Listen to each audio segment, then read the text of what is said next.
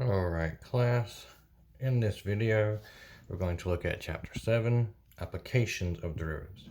So you now know how to take derivatives, simple derivatives using the power rule, and chapter 7 gives us some uses for doing that. So along with some of the questions you saw in chapter 6, such as finding the equation of the tangent or normal, which I said might be just one part of an ACE question, some of the other parts of an ACE question will come from this. So finding the increasing intervals of a graph and the maximum and minimum points on a graph, which you may know as vertex from quadratics. In this chapter, when we're talking about derivatives, we won't call it vertex anymore. We're going to be calling it stationary points. Stationary points because the gradient at the stationary point is 0. It means the gradient is not changing, so it's stationary. Okay, so let's get started. So increasing and decreasing intervals. So if you have a function, this is obviously a cube, or if you just had a square, you can obviously tell by looking at the graph where the slope is decreasing and where the slope is increasing. Here and here would be the so-called stationary points, or when the derivative is 0. Remember, how do we find derivatives of a function? Using the power rule. That gives us the tangent. Then if we know the x-coordinates here, we can plug those into that tangent to get the actual slope. Obviously, if these are horizontal lines, the slopes will be 0. So that's the key to finding these stationary points. You know the slope is going to be 0. Now, anywhere the slope is, say here, the slope is obviously going up. It is increasing. And then somewhere like here, the slope is going down. You read from left to right. So increasing, stationary, and decreasing. We have another stationary, then we have another increasing. Okay, so the key is to finding those stationary points. And then you look at the x values on both sides of that stationary point to find out, is the slope increasing or decreasing? So if the gradient, the derivative, remember, tangent, is greater than 0, it means if it's a positive, then you have a positive slope. And if the gradient or the derivative is a decreasing, meaning it's a negative number, it's obviously going to be a negative slope. So the tangent, which is an expression to get the gradient, when that is 0, we have the stationary points. Then to find out the intervals of increasing or decreasing, you use x values greater than and less than the x value you got from your stationary point. And you can just keep these simple. Say if the x point here is 2, or sorry, negative 2, then choose easy numbers. Choose a -1 and like -5. Something easy to calculate. Okay? So here's an example. Find the intervals where the function f of x is equal to x to the 4th minus 4x cubed is increasing and or decreasing. So they don't give us a graph to look at, so we can't use that. And we don't even have an x-coordinate or a point to start with. So all we're given is this. So in this case, the first thing you want to do is you want to find y prime. Or technically in this case, f prime of x. Okay, so let's find the derivative. So using your power rule from chapter 6, you bring the 4 down and subtract 1 from that exponent. Next term, bring the 3 down, so we have 3 times -4, and subtract 1 from that exponent. Okay, so now we got the derivative. One habit to get into, especially as these get much more complicated with negative exponents or fractional exponents, is to first simplify this as much as possible.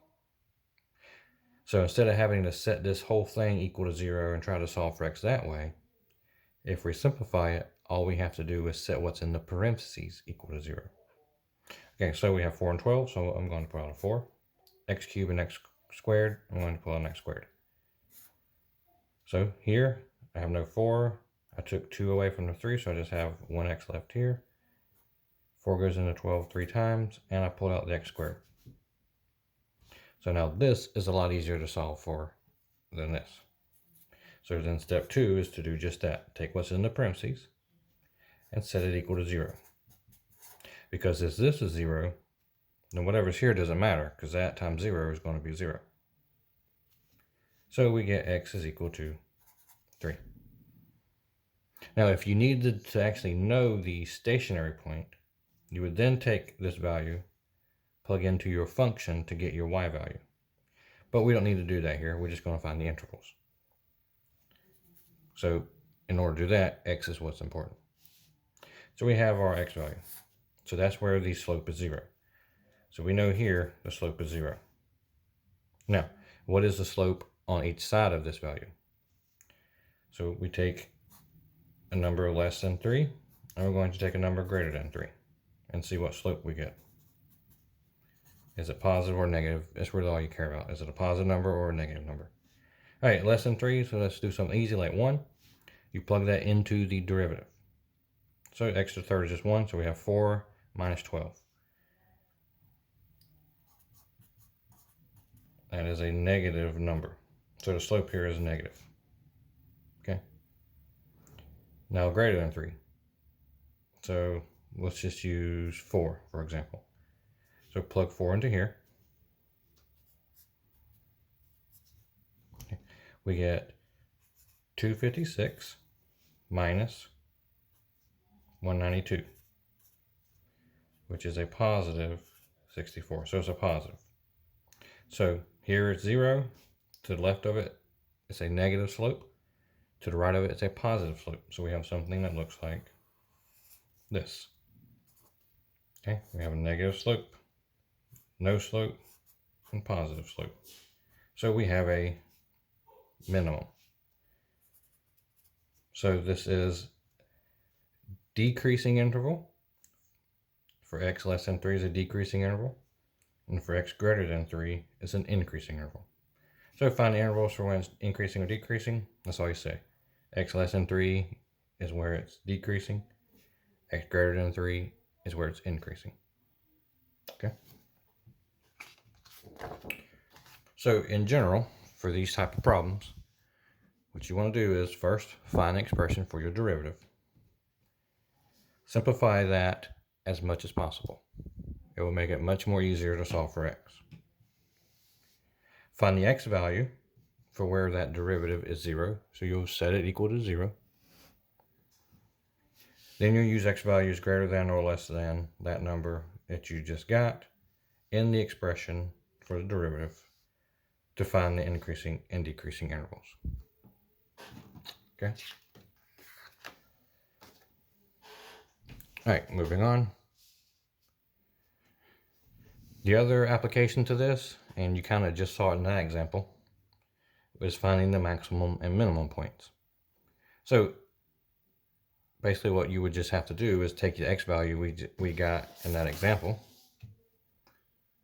You would plug it back into your original equation to get the y value, and that will give you the stationary point. So that's the only addition here. So obviously, you probably know if you have a graph like this, you have a maximum. Like this, you have a minimum. And if it's a cubic or any odd power, you might have both. Okay, so keep that in mind. If you have something like x cubed, you'll get two answers. You will have both a maximum and minimum. You have to find out which one's which, though. Okay, so to find a maximum number of points, use that x value that you're going to get when you set the derivative equal to 0, and plug that back into the equation of the curve, not the equation of the derivative. Okay, so let's do an example for that. So find the stationary point of the graph. So now we actually have to find the point and state whether it's a maximum or minimum. So it doesn't say find the intervals, but you still have to find the intervals so that you know, is it a maximum or minimum. Okay, so first, same process. Let's find y prime. We get 2x minus 4. We're going to simplify that. In this case, it's pretty easy, but it's good to get in that habit. Step 2, set what's in parentheses equal to 0. And we get an x value of 2.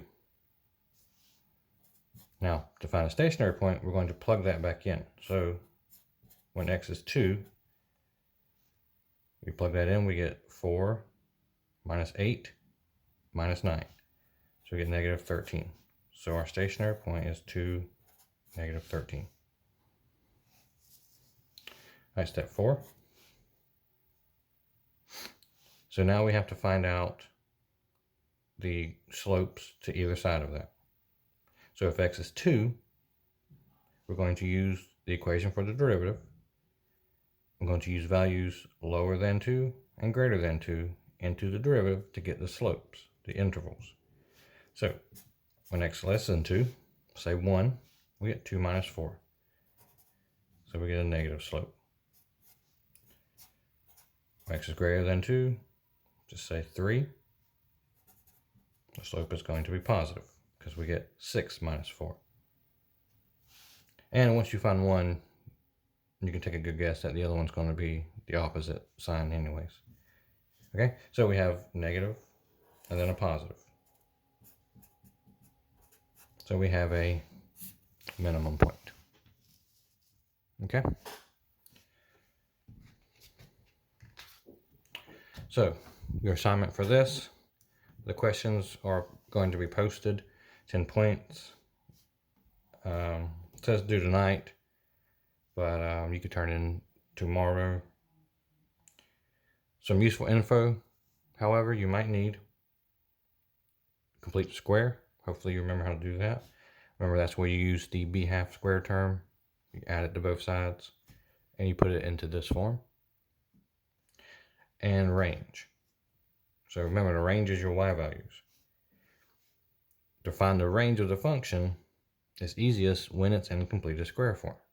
And remember, this c term here, that will be your range.